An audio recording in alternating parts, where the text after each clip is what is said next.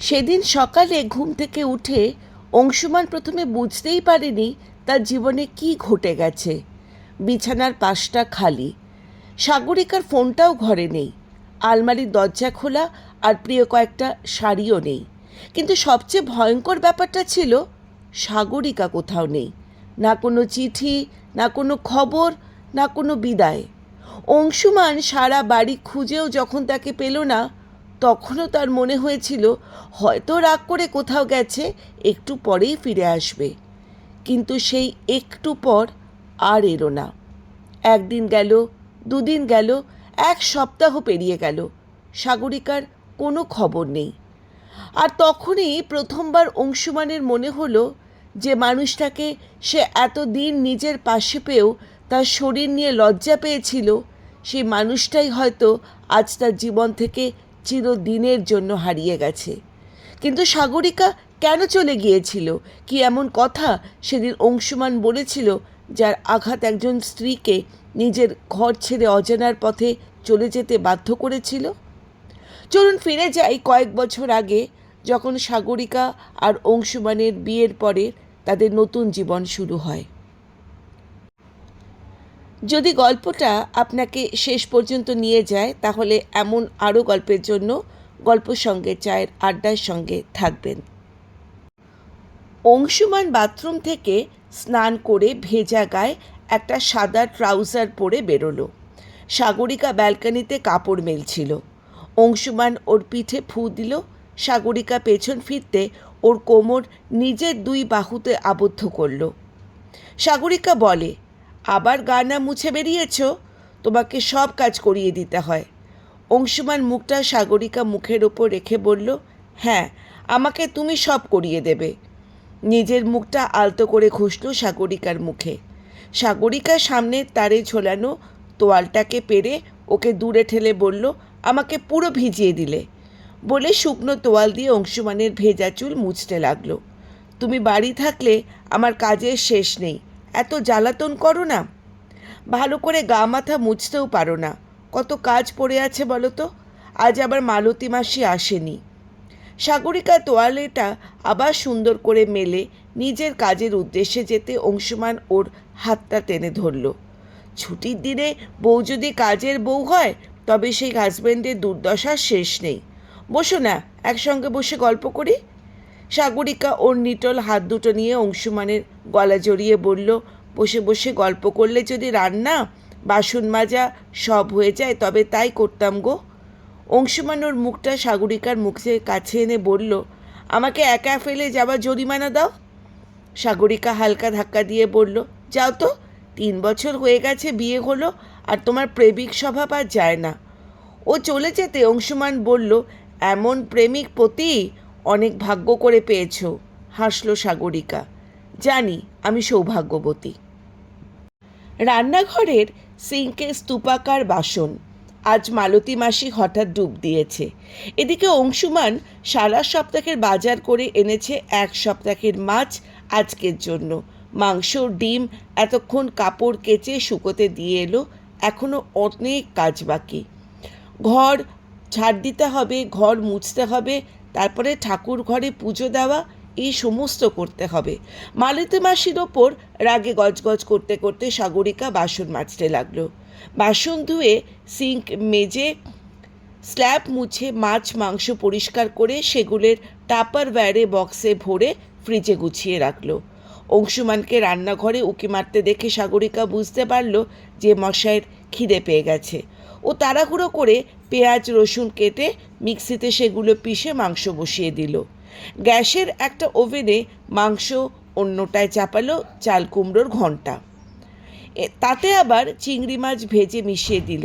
অংশুমান একদম সবজি খেতে চায় না, তাই একটু আঁশের ছোঁয়া ওর চাই। ভাত চাপিয়ে সাগরিকা ছুটল বাথরুমে স্নান সারতে, তারপরে ঠাকুর পুজো করতে।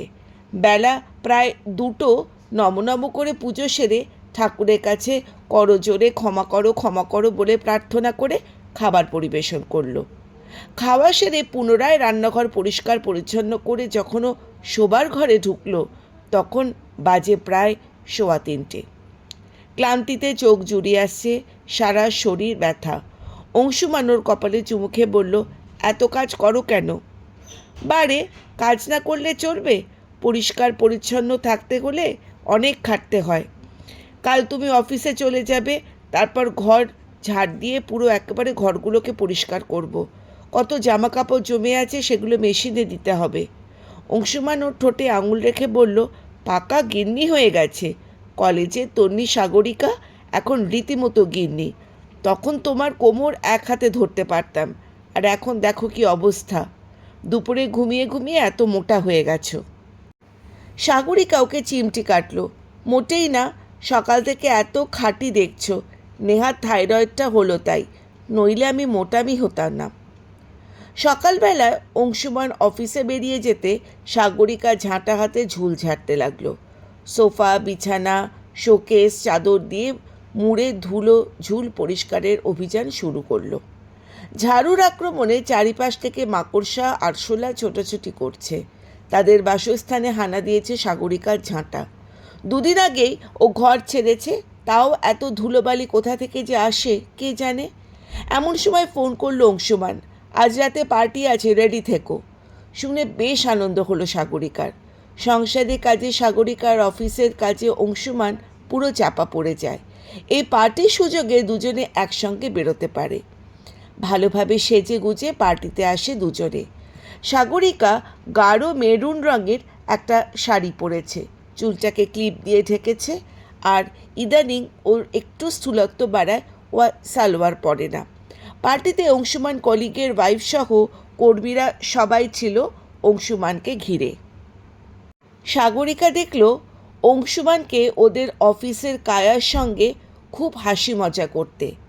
সাগরিকা একটা চেয়ারে বসে মিসেস দত্ত ওর পাশে এসে বসলেন। ওর দিকে ভুরু কুচকে তাকিয়ে জিজ্ঞেস করলেন, তুমি অংশুমানের ওয়াইফ? সাগরিকা বলল, হ্যাঁ। অংশুমান ভীষণ চার্মিং আর ভীষণ স্মার্ট বলেই ওর দিকে একবার তাকালো। তোমাদের কি অ্যারেঞ্জ ম্যারেজ? সাগরিকা মাথা নেড়ে বলল, না, লাভ ম্যারেজ। উনি বিস্মিত হলেন। মাই গড! খুব খারাপ লাগলো সাগরিকার। বাড়িতে এসে আয়নার সামনে দাঁড়িয়ে নিজেকে দেখতে লাগলো। ওর আগে গলাটা লম্বা ছিল, এখন কেমন ফুলে গেছে, 3টে থাক বেরিয়ে গেছে। নাইটি দুপাশে চেপে ধরে পেটের দিকে তাকালো, সঙ্গে সঙ্গে নাইটি আলগা করে দিল। বাপরে, এত বড় ভুঁড়ি হলো কবে ওর! চুলটা উঠছে, অনেকটা পাতলা হয়ে গেছে। নিজের জন্য যত্ন করার সময় কোথায়! অংশুমান ঘরে ঢুকে খাটে শরীরটা ছেড়ে দিল। কি হলো, শোবে না? সাগরিকা বলল, কায়ার সঙ্গে তোমার বেশ ভালো সম্পর্ক না? অংশুমান সাগরকে বলল, তুমি দেখেছ? খুব ইন্টেলিজেন্ট মেয়ে, আর সুন্দরও, বলল সাগরিকা। অংশুমান ওর কথায় সম্মতি প্রকাশ করে হাসল। টিউবলাইটের চারিপাশে ছোট ছোট পোকা ঘিরে ধরেছে। আলো দেখে ছুটে আসে ছোট ছোট কীট। একটা টিকটিকি নিশ্চুপে ফাঁদ পেতে বসে অপেক্ষায় আছে। আজ ওর ভোজ। অংশুমান সোফায় বসে সামনের টেবিলে পা মেলে ল্যাপটপ খুলে বসেছিল। সাগরিকা ওর পাশে এসে বসে অফিস পার্টির ছবিগুলো ফেসবুকে দিচ্ছে সেটা দেখছিল। কায়ার সঙ্গেই ওর বেশি ছবি, সেখানে সাগরিকা নেই। সাগরিকা বিরক্ত হয়ে বলল, আমার অনলাইনে ড্রেস কেনা আছে, তুমি এখন ফেসবুক বন্ধ করো। অংশুমান শুনল না, নিজের কাজ সম্পন্ন করে ও অনলাইন শপিংয়ের সাইটটা খুলল।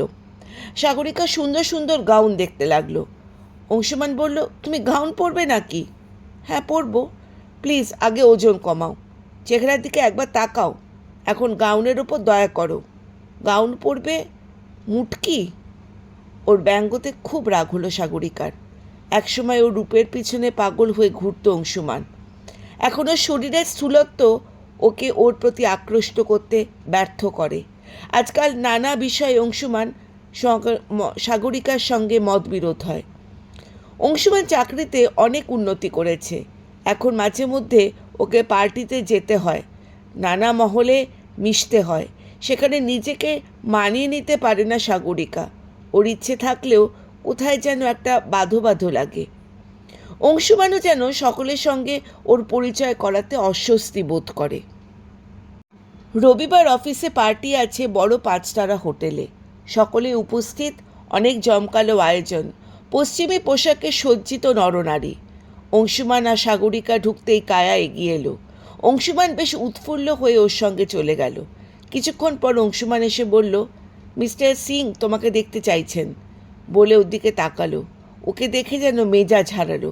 অংশুমান দাঁত কিরমির করে ওর কানের কাছে এসে রুক্ষতার সঙ্গে বলল, কেন এইরকম সাজগোজ করো তুমি বলো তো? বড় পার্টিতে কিভাবে আসতে হয় সেটা শিখলে না? আজ সাগরিকা সালোয়ার পরেছিল। অংশুমান ওর পোশাক নির্বাচনে কটাক্ষ প্রকাশ করে চাপা স্বরকে ভৎসনা করতে লাগলো। এত টাইট সালোয়ার পরেছ কিসের জন্য? পেটটা কত বড় হয়ে গেছে। কত বলি ওজন কমাও, তা তোমার তো কানে কথাই ঢোকে না। পুরো মাসিমা লাগছে। সাগরিকার কান্না পেয়ে যায়। ও চোখ ফেটে জল বেরিয়ে আসে। অংশুমান ওর হাতটা শক্ত করে চেপে ফিস করে বলে, একদম সিন ক্রিয়েট করবে না। মিস্টার সিং আমার বস, কি ইমপ্রেশন হবে আমার? বাড়ি ফিরে সাগরিকা কান্নায় ভেঙে পড়ে। তোমার যখন আমাকে এত লজ্জা, তখন আমাকে সঙ্গে করে কেন বেরো? অংশুমান নির্বিকারভাবে জামা কাপড় ছাড়তে লাগলো। সাগরিকা তা দেখে আরও উত্তেজিত হয়ে বলল, সব পুরো মানুষের এক চরিত্র। এখন আর মোটা বউ কেন ভালো লাগবে? এখন তো কায়ার মতন যুবতীর প্রতি তোমার আকর্ষণ বেড়েছে। ছি, কি মনোবৃত্তি তোমার! অংশুমানও তাচ্ছিল্য সহ্য করতে না পেরে চেঁচিয়ে ওঠে, একদম বাজে কথা বলবে না। কায়া দেখতে ভালো বলে তুমি অকারণে জেলাস ফিল করছো কেন? তুমিও বাকি মহিলাদের মতন হিংসা করো, তোমার পেট ভর্তি হিংসা। আমি হিংসা করি ওই কায়াকে, যার কোনো ব্যক্তিত্বই নেই, বিবাহিত লোকের গলা জড়িয়ে ধরে? তুমি কার সঙ্গে আমার তুলনা করছো? অংশুমানের হঠাৎই যেন সাগরিকার সব কিছু অযৌক্তিক আর অফিসের মেয়েদের প্র্যাকটিক্যাল মনে হলো। ওর সামনে ওদের সঙ্গে তুলনা করতে লাগলো সাগরিকার জীবনে কোনো উদ্দেশ্য নেই। সবাই নিজেকে নিয়ে থাকে, আর ও দিনরাত রান্না আর বাসন মাজা নিয়ে পড়ে থাকে। ওর কোনো রুচি নেই, ওর কোনো স্টাইলও নেই। নিতান্তই সাধারণ একটা মেয়ে, যে ঘরের মধ্যে সারা পৃথিবী খোঁজে। অথচ জগতের পরিসর যে কত বড় তা জানে না। এমনকি অংশুমান ওর কথার ঝালে এও বলে দিল, ও আগে বুঝলে হয়তো কোনোদিনই সাগরীকে বিয়ে করতো না। খুব ধাক্কা পায় সাগরিকা। 3 বছরের দাম্পত্য জীবনে 5 বছরের প্রেম সব মিথ্যা। যে সাগরিকার ছোঁয়াতে অংশুমান নিজেকে অনুভব করত, তার কাছে এখন সাগরিকা একটা ভুল। সাগরিকার অস্তিত্ব ওর কাছে এতটাই হালকা যে ও কেউ ওর জায়গা দিতে পারে। এখন যদি সাগরিকা অংশুমানের জীবন থেকে সরে যায়, তবে সেই জায়গায় কায়া, ছায়া, মায়া যে কেউ আসতে পারে। তবে ওর জীবনে কি মূল্য সাগরিকার? ও তো মন প্রাণ দিয়েছে অংশুমানকে। ওর ধ্যান জ্ঞান শুধু অংশুমান। শুধু এই স্থূলকায় শরীরটাই যদি অংশুমানের কাছে বোঝা হয়, তবে এমন সঙ্গী চাই না সাগরিকার। সারা রাত সোফায় বসে ভাবলো এসব কথা। ঝগড়াঝাটি করে অংশুমান তখন ঘুমাচ্ছে। জানলায় পর্দার ফাঁক দিয়ে রোদ এসে পড়েছে অংশুমানের মুখে। তখনই ঘুমটা ভাঙল। ঘড়িতে দেখে 9:30 বেজে গেছে। ধরপড় করে বিছানা ছেড়ে ওঠে অংশুমান। এত বেলা হলো তবুও ডাকেনি। যত দিন যাচ্ছে সাগরিকার ন্যাকামি বাড়ছে। কাল রাত্রে সামান্য কয়েকটা কথার জন্য আজ বদলা নিচ্ছে। সকালবেলায় মেজাজ খারাপ করে বিছানা থেকে নামল। এ ঘর ও ঘর ঘুরে সাগরিকা দেখতে না পেয়ে আরও মাথা গরম হয়ে গেল। আজ আর অফিসেই যাওয়া হবে না। ঘরে বসে মেলগুলো সারল। সকাল প্রায় 10:15। কোথায় গেল কে জানে। এখনও সকালের চা পর্যন্ত খায়নি অংশুমান। রাগে গজগজ করে ওকে ফোন করলো। ফোনটা বাজতে দেখে সামনের টেবিলে রাখা তলায় একটা কাগজ। অংশুমান ভুরু কুঁচকে কাগজটা তুলে দেখে সাগরিকার হাতে লেখা, যখন আমাকে তোমার জীবনের ভুল বলে মনে হচ্ছে, তখন এই ভুল শুধরোবার সুযোগ আমি তোমাকে দিলাম। একসঙ্গে থাকতে যখন তোমার কষ্ট হয়, তখন সে বন্ধন ভেঙে দেওয়াই ভালো। 2 লাইনের অভিমানের কথা অংশুমান বিন্দুমাত্র গুরুত্ব দিল না। মনে মনে ভাবল, যা ভাবছে ভাবুক সাগরিকা, আমি ওর মান ভাঙিয়ে ওকে বাড়িতে আনার চেষ্টাই করব না। কখনই না নিচে চলে গেছে, আমি তোকে যেতে বলিনি। যা ইচ্ছে করুক, আমি একা ভালো থাকবো। পয়সা দিলে সব হয়, হোটেলে খাবো, আমি আর ওর হেল্প চাই না। শনিবার সন্ধেবেলা অংশুমান নাইট ক্লাবে গেল। ভালোভাবে তৈরি হয়ে সারা শরীরে পারফিউমে স্প্রে করলো। যেতেই মাতাল কায়ার সঙ্গে। কায়া বেশ কিছু পেক ড্রিঙ্ক করালো ওকে। সাগরিকার ওপর রাগের পরিমাণ ওর মনে এত বেশি হয়েছিল যে কায়াকে বেশি আপন বলে মনে হচ্ছিল। ক্লাব থেকে বেরোতে কায়া বলল, চলো আমার বাড়িতে। অংশুমান বলল, না, সাগরিকা ওয়েট করছে। বলে হঠাৎ ওর খেয়া হলো সাগরিকা তো ঘরে নেই। ভেবে মনটা ভারী লাগলো। কায়ের অনুরোধটা যেন তেতো লাগলো ওর। বাড়ির দরজায় লকটা খুলতেই অন্ধকার ড্রয়িং রুমে গিয়ে অপেক্ষায় বসেছিল। অংশুমান অন্ধকার সোফায় বসল। সোফায় বসে রাত যে কখন ভোর হয়ে গেছে টেরই পায়নি অংশুমান। সকালবেলা নিজের জন্য চা করতে গিয়ে রান্নাঘরে ঢুকল। কদিন রান্নাঘরে ঢোকাই হয়নি, চা কফি অফিসেই খেত। কিন্তু আজ তো ছুটির দিন। সসপ্যানটা কতদিন যে ধোয়া হয় না, কাপগুলোতেও ধুলো জমে গেছে। অংশুমান নিজেই ধুয়ে মেজে চা বসালো। চায়ের কাপে হাতে নিয়ে ঘরগুলোর দিকে তাকাতে মনে হলো যেন কোনো মেসে এসেছে।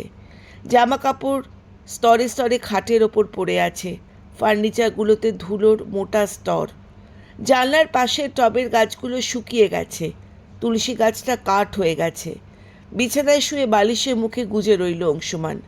খানিক পরে পিঠটা কুটকুট করে যতবার পিঠ চুলকোতে যাচ্ছে ততবারই মনে হচ্ছে কিছু একটা যেন ওর হাতে লাগছে। করে দেখলো, কিছু খুঁজে পেল না। চারদিকে ভালো করে দেখতে দেখতে বিছানার চাদর যে তুলল, দেখলো একটা বিশালাকার মথ পড়ে। তাকে ভক্ষণ করার জন্য শত সহস্র পিঁপড়ে একত্রিত হয়েছে এবং ওদের কর্মের বাধা অংশুমানের পিঠ। তাই সেখানে নিজের বিষ প্রয়োগ করে বিদ্রোহ ঘোষণা করছে পিপিলিকা গোষ্ঠী। এমন সময় ডোরবেল বাজতে অংশুমানের ঈষৎ মনে আনন্দ অনুভূত হলো। হয়তো সাগরিকা এসেছে। আজ রবিবার, তাই এসেছে। অংশুমান ঠিক করে দিল খুব রাগ দেখাবে, ওর সঙ্গে কোনো কথা বলবে না।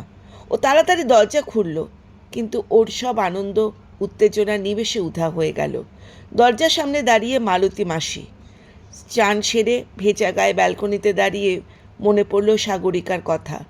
তার এই সুন্দরভাবে তোয়ালেটা এখনও মেলাই রয়েছে। তোয়ালেটা হাতে নিয়ে নাকের কাছে শুকতেই সাগরিকার গন্ধ পেল। আজ 2 সপ্তাহ হতে চলল সাগরিকা ঘর থেকে রাগ করে চলে গেছে। এই ঘরটা এখন আবর্জনা মনে হয় অংশুমানের। অংশুমান ঘরে ঢুকতেই আগে পেত ধুনোর গন্ধ, আলমারি খুললেই পেত রোদের গন্ধ। ঘরের প্রত্যেকটা কোণায় শুনতে পেত সাগরিকার খিলখিল হাসির মিষ্টি ধ্বনি। ওর নরম শরীরের স্পর্শে অংশুমান ভুলে যেত সব চিন্তা, সব ক্লান্তি। এখন যেন অংশুমান শরীরে ক্লান্তি যায় না। কেন গেল সাগরিকা? অফিসের কলিগরা বলেছিল, কি চেহারা করেছে, অসুখ করেছে নাকি? এখন অংশুমানের খিদেই পায় না, দাড়ি কামাতে ইচ্ছে করে না। কোনো রকমে চুল আছড়ে অফিস যায়। ভাবে যদি সাগরিকা ওকে দেখত, ওর এমন অবস্থা হয়েছে, তবে ভালো জব্দ হতো। অংশুমানের খুব ইচ্ছা সাগরিকা একবার এসে দেখুক তার শরীরের কি অবস্থা। নিজেকে না না ভেবে বুঝিয়েও যখন সাগরিকাকে দোষী প্রমাণিত করতে ব্যর্থ হলো, তখন নিজের তাগিদে পৌঁছলো সাগরিকার বাড়িতে। সাগরিকার মা ওকে দেখে বিস্মিত হলেন। কি চেহারা করেছে অংশুমান, শরীর খারাপ নাকি? খুব আনন্দ হলো অংশুমানের সবাই জানুক সাগরিকা আমায় ছেড়ে গেছে আর এখানে বসে মজা করছে, আর আমি কেমন অসুস্থ হয়েছি। মুখটা আরও করুণ করে ধীর স্বরে বলল, না, শরীরটা ভালো নেই। মা এদিক ওদিক দেখে জিজ্ঞাসা করলো, সাগরিকা কোথায়? শুনে বুকটা ধড়াস করে ওঠে অংশুমানের। ও বড় বড় চোখ দিয়ে তাকিয়ে বলল, সাগরিকা কোথায় মানে? কোথায় মানে?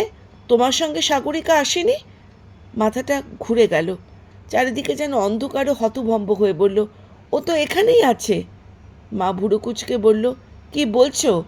আমাকে একদিন ফোন করে বলল ওর ফোন খারাপ হয়ে গেছে, তাই যেন আমি ওকে ফোন না করি। ও আমাকে সময় মতন ফোন করবে, আর তাই করে। আজ বিকেলেও তো কথা হয়েছে। এখানে কি করে থাকবে? অংশুমান বিচলিত হয়ে বলল, কোথায় ফোন করেছিল? মা বললেন, ল্যান্ড ফোনে। অংশুমান মাথায় হাত রেখে বসে পড়ল।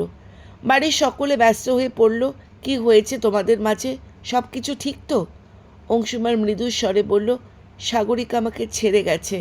সাগরিকার বাবা কথাটা শুনে রেগে যান। ছেড়ে চলে গেছে? আমার মেয়ের শিক্ষা দীক্ষা তো মোটেই ওই রকম নয়। তুমি নিশ্চয়ই এমন ওকে উত্ত্যক্ত করেছ যে ঘর ছাড়তে বাধ্য হয়েছে। মা ওনাকে চুপ করায়। ও রোজ বিকেলে আমাকে একবার ফোন করে। আমি এতদিন বুঝিনি, কাল আমি ঠিক জানবো। তোমরা একটু ধৈর্য ধরো। সাগরিকা মায়ের হাত ধরে। অংশুমান বলে, মা, আমি সাগরিকা ফিরিয়ে দিন। আমি ওকে ফিরিয়ে নিয়ে যেতে এসেছি। আমি তো ওকে ছাড়া বাঁচবো না মা। মা অংশুমানের হাতে হাত রেখে বলেন, চিন্তা করো না। বাবা চিৎকার করে বলে, অনেক বারণ করেছিলাম, তখন এই মেয়ের কথায় বিয়ে দিলে, এখন আমার মেয়েই নিখোঁজ হয়ে গেল। অংশুমান নিজেকে অপরাধী ভাবে। সত্যিই তো, ওর জন্যই সাগরিকা ঘর ছেড়ে চলে গেছে। কেন ওকেও ধরে রাখতে পারলো না?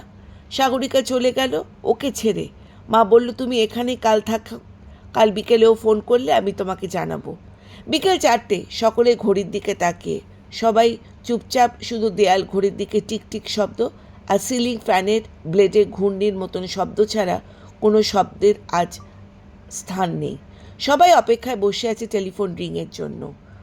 দুপুরবেলা থেকেও অংশুমান কিচ্ছু খায়নি। অনেক কষ্টে ওর মা ওকে সামান্য মাছের ঝোল ভাত খাইয়েছে। অংশুমানের সাবধান এখন কেন্দ্রীভূত ওই লাল রঙের ল্যান্ড ফোনটার দিকে। 4:30 নাগাদ ফোন বাজাতে অংশুমান উত্তেজিত হয়ে তাকায় সাগরিকার মায়ের দিকে। মা ফোন ধরলেন। সাগরিকা ফোন। উনি বললেন, সাগরিকা, আজ আমি তোর থেকে জানতে চাই তুই কোথায়, কারণ আমি তোর বাড়িতে যাব। যেই সাগরিকা ওপাশ থেকে তার মাকে বাধা দিল, মা বললেন, অংশুমান এত অসুস্থ, তুই বলিসনি কেন? অংশুমানকে ফোন করে জানলাম ওর অবস্থা ভালো না, এই সময় আমরা না থাকলে হয়? শুনে বিচলিত হয়ে যায় সাগরিকা। ও বলে ও ব্যাঙ্গালোরে বন্ধুর বাড়িতে আছে, শীঘ্রই কলকাতায় ফিরবে। অংশুমান শোনার সঙ্গে সঙ্গেই ফ্লাইটের টিকিট বুক করে, ব্যাঙ্গালোরে ওদের কলেজের বন্ধু সুচেতার বিয়ে হয়েছে, তাই বুঝতে বাকি রইল না সাগরিকা কোথায় আছে। ও সুচেতাকে ফোন করে বলে সাগরিকাকে ওখানেই থাকতে। অংশুমান ব্যাঙ্গালোরে যাচ্ছে সেই কথাটা যেন সাগরিকা না জানে। সুচেতা বন্ধুর অনুরোধ রাখে। সাগরিকা রাগ করে সোজা ব্যাঙ্গালোরে চলে এসেছিল। মায়ের সঙ্গে ফোনে যোগাযোগ রেখেছে যাতে কেউ চিন্তা না করে। ভেবেছিল ব্যাঙ্গালোরে একটা স্কুলে চাকরি নিয়ে নেবে, তারপর ধীরে ধীরে সকলকে বলবে ওদের মাঝে দূরত্বের কথা। এর মধ্যে অংশুমানের শারীরিক অসুস্থতার কথা শুনে ও ভেঙে পড়ে, নিজেকে নানাভাবে দোষ দিতে থাকে। সুচেতা ওকে বোঝায় ওর কোনো দোষ নেই, কিন্তু সাগরিকা কিছুই বুঝতে চায় না। কাল সকালেও কলকাতায় যাবে, ওদিকে ট্রেনের রিজার্ভেশন পাচ্ছে না। সাগরিকা ব্যাকুল হয়ে পড়ে। রাত প্রায় 12টা। সুচেতা বলে, সাগরিকা, একবার এয়ারপোর্ট যেতে হবে। সাগরিকার ভয় দ্বিগুণ হয়ে যায়। তবে কি সুচেতা ওকে ফ্লাইটে কলকাতায় নিয়ে যাবে? অংশুমানের বাড়াবাড়ি কিছু হয়েছে? আমাকে সবাই লুকোচ্ছে। ও কেঁদে ফেলে। সুচেতা বেশি কথা না বলে শুধু বলে, তৈরি হয়ে নে, এক্ষুনি বেরোবো, তোর বরুণদা গাড়ি বার করছে। সারা রাস্তা গাড়িতে কাঁদতে থাকে সাগরিকা। এয়ারপোর্টে আসতে গাড়ি থেকে নেমে দেখে অংশুমান দাঁড়িয়ে। সাগরিকা ছুটতে গিয়ে ওকে জড়িয়ে ধরে। অংশুমান টাল সামলাতে না পেরে 2 কদম পিছিয়ে যায়। সাগরিকা ওর বুকে গুজে মুখ গুজে অঝরে কাঁদে। অংশুমান নিবিড়ভাবে ওকে জড়িয়ে ধরে ওর কানে কানে বলে, আমায় ছেড়ে চলে এলে কেন? আমি মরে গেলে কি করতে? সাগরিকা ওর মুখের কাছে হাত রেখে বলল, চুপ করো, চুপ করো। অংশুমান ওর সিক্ত গাল মুছে দিয়ে বলল, আমি যদি শরীর হই, তুমি হলে আত্মা। আমার হৃদয়ের রক্ত, তুমি আমার চিন্তার অবসান, তুমি আমার সুখের কারণ, তুমি আমার সফলতার পেছনে প্রার্থনা। তোমাকে ছাড়া আমি জীবিত থাকলেও জীবনকে উপভোগ করতে পারবো না। আমার সাগরিকা, মোটা হোক বা ক্ষীণ, সাগরিকা আমার, শুধু আমার। সাগরিকা বলল, তোমার মোটা বউ নিয়ে বেরোতে লজ্জা করবে না তো? অংশুমান ওর কপালে চুমু খেয়ে বলল, সুখ যত বড় হয় তত ভালো। আমার মোটা সাগরিকা আমার শান্তি, ওকে ছাড়া আমি নিজেকে কল্পনাই করতে চাই না। তোমা বিনা গল্পটা এখানেই শেষ হলো। যদি আপনাদের গল্পটি ভালো লেগে থাকে তাহলে চ্যানেলটিকে সাবস্ক্রাইব করতে ভুলবেন না